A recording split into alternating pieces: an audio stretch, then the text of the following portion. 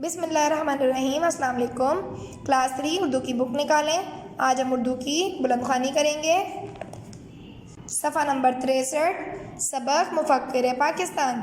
سب سے پہلے پڑھتے ہیں اہم الفاظ: سلیقہ شعار، بلند بختی، افزائش، ولولہ، نظریہ۔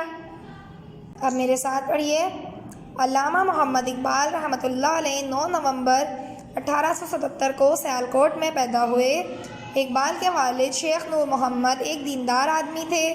ان کی والدہ امام بی بی ایک نیک دل اور سلیقہ شعار خاتون تھیں۔ وہ غریبوں اور محتاجوں کی مدد کرنا اپنا فرض سمجھتی تھیں۔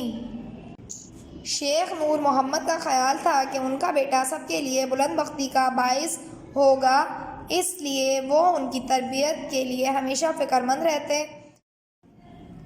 اس دور کے رواج کے مطابق اقبال کی تعلیم کا آغاز قرآن مجید سے ہوا۔ اقبال سمجھ بوجھ اور ذہانت میں اپنے ہم عمر بچوں سے کہیں آگے تھے۔ 5 برس کی عمر میں اسکاچ مشن ہائی اسکول میں داخلہ لیا۔ وہاں آپ نے پرائمری اور میٹرک میں وظائف حاصل کیے۔ بچپن ہی سے ان کے اندر وہ جوش اور جذبہ موجود تھا جو بڑے لوگوں میں پایا جاتا ہے۔ انہیں کھیل کود کا بھی شوق تھا۔ عام بچوں کی طرح شرارتیں بھی کرتے تھے، حاضر جواب بھی تھے۔ شیخ نور محمد یہ سب دیکھتے مگر منع نہ کرتے، کیونکہ وہ جانتے تھے کہ یہ سب انسانی جسم اور دماغ کے لیے بے حد ضروری اور مفید ہے۔ میٹرک کے بعد انٹرمیڈیٹ کی تعلیم بھی اقبال نے اسکاچ مشن ہائی اسکول سے کی اور مزید تعلیم کے لیے لاہور آ گئے، جہاں گورنمنٹ کالج میں BA میں داخلہ لیا۔ 1897 میں اقبال نے BA کا امتحان پاس کیا اور عربی میں اول آنے پر طلائی تمغہ بھی حاصل کیا۔ MA کے لیے آپ نے فلسفے کے مضمون کا انتخاب کیا۔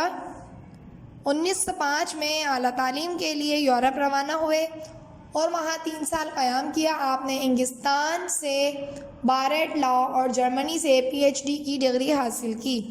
1908 میں آپ وطن تشریف لائے اور لاہور میں مقیم ہوئے۔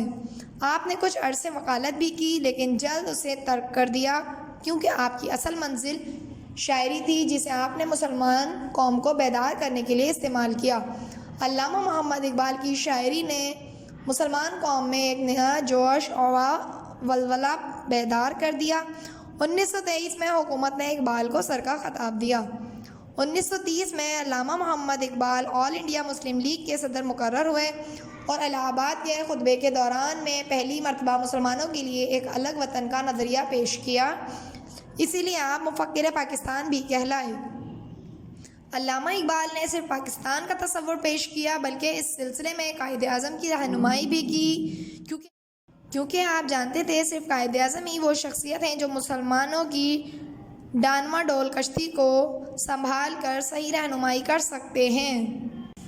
علامہ محمد اقبال کی شاعری اردو اور فارسی دونوں زبانوں میں ہے۔ انہوں نے اپنی شاعری کو ایک وسیع مقصد کے لیے استعمال کیا اور مسلمانوں کے اندر آزادی کی تڑپ پیدا کی۔ ان کی کتابوں میں بانگ درا، بال جبریل اور ضرب کلیم بہت مشہور ہے۔ علامہ محمد اقبال نے بچوں کے لیے بھی بہت سی نظمیں لکھیں، جیسے ایک پہاڑ اور گلہری، بچے کی دعا، پرندے کی فریاد، ماں کا خواب اور ہمدردی۔ علامہ محمد اقبال نے 21 اپریل 1938 کو وفات پائی۔ آپ کا مزار بادشاہی مسجد لاہور کے صدر دروازے کے باہر ہے۔ بیٹا سبق مفکر پاکستان کی ہم نے بلند خوانی کی ہے۔ اب ہم اردو ادب کی کاپی میں اس کا ٹائٹل بنائیں گے۔ تمام بچے اردو ادب کی کاپی نکالیں۔ صفحہ نمبر 9 پر ہم نے لاسٹ ٹائم سرگرمی پہ اپنا کام ختم کیا تھا۔ سرگرمی صفحہ نمبر 8 تا 9۔ اب ہم صفحہ نمبر 10 پر ٹائٹل بنائیں گے، سبق مفکر پاکستان، اور اس کا خلاصہ لکھیں گے۔ آج کی ڈیٹ ڈالیں، CW لکھیں۔ خلاصہ: نمبر 1 بلند خوانی، نمبر 2 خوشخط، نمبر 3 الفاظ معنی، نمبر 4 نوٹ علامہ اقبال کی شخصیت، نمبر 5 الفاظ جملے، نمبر 6 سرگرمی صفحہ نمبر 67، نمبر 7 جانچ۔ بیٹا یہاں تک آپ اپنا کام مکمل کریں۔ انشاءاللہ آگے کام ہم اپنی اگلی کلاس میں کریں گے۔ اپنا بہت خیال رکھیے گا۔ اللہ حافظ۔